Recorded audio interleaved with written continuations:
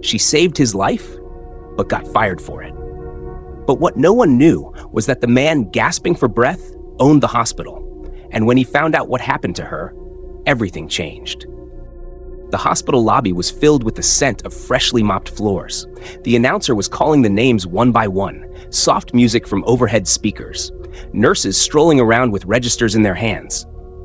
The patients were waiting for their name to be called, half of them almost dozing off. Selena Hams, a black nurse in her late 20s, was passing through the lobby, in her scrubs, holding a clipboard on right hand and swaying her other hand. She had just finished her minor procedure in the operation room. She didn't expect to encounter an elderly white man sitting alone, clenching his heart with one hand, while holding onto his cell phone. He looked pale and wrinkles had covered his temple. In the midst of the crowd and the murmurs, no one had noticed the old man. "Sir," Selena drew closer. "Is everything all right?" The old man barely raised his chin, unsure if the person in front of him was just a hallucination or real. He leaned forward and groaned. "Selena to triage," she reported in her walkie-talkie. "Suspected cardiac arrest in the lobby. Require immediate backup, now!" She knelt before him, instantly focusing on the current situation. "Sir, stay with me for a while. Can you hear me?" She knelt before him, already switching to full focus. "I'm a nurse here. Can you hear me?" The man gave a faint nod. His breathing was becoming more shallow. "What's your name, sir?" she asked frantically. "Bowman Stark," he whispered, struggling to utter every word. His body was sweaty, pulses fainting every second. His gasp for air seemed visibly terrible. "Sir, please bear with me for a while. The medical team is on its way. You have to trust me." During all this commotion, she noticed a man in a rich navy suit across the glass door. He stood tall like a statue. He had been observing all this keenly. Although he didn't give any reactions, Selena was too caught in the ongoing situation to keep on thinking of it. Stark's body started trembling violently. Selena quickly slid open her bag and pulled out a stethoscope. "Sir, you have to chew this medicine." Without any delay, he swallowed the pill. "I think it's my heart," he said, his hands clutching his chest tighter this time. "Everything's gonna be all right soon," she said softly. "You're safe now." When she checked his heartbeat, his expression instantly changed. It was extremely unstable. She looked around, checking if the team had arrived. "Where is the medical team?" She screamed on the top of her lungs. Still, no response. She could not just sit still. For a minute, she reconsidered wheeling him to the ER herself. But the fear of worsening the situation made her stay still. She kneeled right beside him, holding onto his wrist with one hand while trying to keep his breathing steady. And now, she could just wait and nothing more. Minutes of waiting turned into hours. And then finally a voice pierced through the silence. It was on the walkie-talkie. Code blue. "Backup delayed due to shortness of staff. Hold position. Check on his pulse. We'll do something about it." Selena knew exactly what was going on.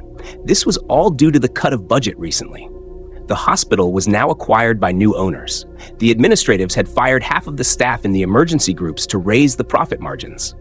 She had no idea one man's profit would cost another human's life. With each passing second, Stark was seeming more uncomfortable, his hands trembling, sweating, and chest heaving. "I can't," he wheezed. "I can't breathe. Help me." "Nothing is going to happen to you, Mr. Stark. Stay with me." She laid out the words softly. "You will make it. Trust God." The man behind the glass was none else than Edward Holmes, the new director of the hospital. He had been watching all this silently as the scene unfolded. He didn't even make any calls or stop by any medical staff to bring aid. He just stood there, crossing his arms. The patient in her finally broke. She could no longer just stay still. She laid him on the stretcher and quickly rushed him towards the paramedics' room. The old man could vividly see the face of the person who was there for him. He held onto her hand while she swerved through the busy hallway. As soon as she reached the room, she handed over the situation to the experts. "You're the only one who stayed," he whispered. "Thank you." And finally, she took a breath of relief. Later that day, a message popped into her phone. The very first sentence shocked her. "HR notice. Immediate contract termination. Breach of role given. Nurse Selena, overstepped the medical situation, unauthorized medical intervention in the absence of supervising physician. Your termination is effective from today. She couldn't believe it. She read the same notice again and again and couldn't stop trembling. Saving a man's life had now cost her own job. All her colleagues were around her. So, she couldn't scream or do anything. She had to suppress her riling emotions. Back in the locker room, staring at her own reflection, she said to herself, "If saving someone had to cost me my job, I'm glad I did it."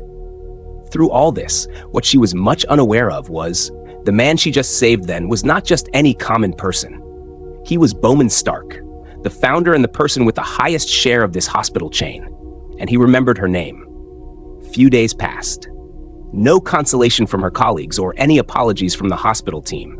She sat in her apartment still and munching on leftover snacks. Now she was helpless, unemployed, just rotting in bed. The notice kept on haunting her in dreams. Big, bold letters on phone screen. Immediate termination. Intervention. Contract terminated. She had given the hospital her loyalty for half a decade. Night shifts, double shifts, no holiday weeks, holding on the hands of dying patients, and all the voluntary work on leave days. And now, none of it mattered. Her loyalty paid her nothing.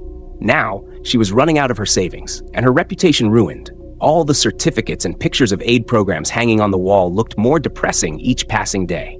The sole reward she received for staying loyal and humble. Until her phone rang. A calm voice came past her phone. "Hello, Miss Selena. This is Scarlett, Chief Assistant to Mr. Bowman Stark. He would like to meet you privately. The car will pick you up shortly after the call." Selena froze. "Mr. Stark? Oh, how is he doing now?" she asked with a voice as gentle and warm as ever. "Yes, Mr. Stark, the man you saved earlier this week. He's doing great, all thanks to you," the chief responded.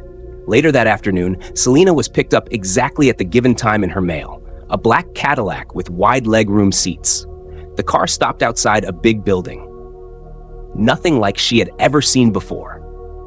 Stark Enterprises. Someone opened the door for her. The moment she stepped outside, a bouquet of flowers was given to her. All the securities greeted her. "Welcome, Miss Selena." Everything straight out of the movie. A very charming man in black suit escorted her to the room where something was waiting for her. The doors opened into a suite room where Mr. Stark sat in a wheelchair, all dressed in a charcoal suit. He seemed to be doing better than what she had anticipated, now looking like a different person. Beside him stood a man in a navy suit, Edward Holmes. Selena's stomach clenched. Stark seemed delighted. He insisted that she sit on the chair. "Nurse Selena?" "Mr. Stark, how are you?" He gave a gentle smile, responding, "A lot better, all thanks to you." Instantly switching his focus on Edward Holmes. "She saved my life while no one took any measures, and you had the audacity to fire her," he said in a fierce manner. Edward tried to speak. "Mr. Stark, we didn't recognize it was you, but I didn't ask for excuses." His voice sharpened. "I asked for accountability. You're not eligible to hold on to this title anymore. You are fired." Edward, defenseless, left the room silently. Stark turned back to Selena. "You didn't know who I was. You didn't help me for status or reward. You helped me because it was the right thing to do, even when it cost you everything. Therefore, I trust you." Selena had no idea where it was heading to. "I wasn't trying to gain attention. I simply couldn't leave you in that state alone or not act on it." Stark agreed, "Which is exactly why I'm offering you this." He slid a folder across the table. Inside was a proposal, bold and shocking. Director of the clinical program Stark Medical Group. Salary, 6 figures. Budget to build a new division under her leadership. Full authority to rehire, reform, and recruit nurses guided by empathy. Selena couldn't believe her eyes. Edward added with a gentle voice, "We're opening a new wing in the hospital, one that puts patients first. It will be named after the nurse who put humanity first." He reached over and handed her a sheet. Selena Ham's Medical Care. Tears welled in her eyes. Months later, the new hospital wing opened to the public. Selena stood beside Stark as children, patients, and staff cheered. News crews recorded her speech as she spoke softly but powerfully. Saving a life is worth risking everything online. Helping doesn't always have to be with money or any resources. All it requires is a heart to stay and help. When the cameras turned off, Stark leaned toward her and said, "I built all of my assets with nothing but gold and dimes. But you You gave it life. Now in the hallway of the new wing, a big frame hangs on the wall. It's of a young black nurse wearing her blue scrubs standing beside an elderly man, smiling, looking at each other. With a few words written beneath, "Where hearts matter." If you enjoyed this story, like, share, and subscribe channel. Let's be part of this growing community and share your wonderful thoughts on this video or your own experience. We would love to hear from you. Until then, stay kind, stay curious, and keep watching.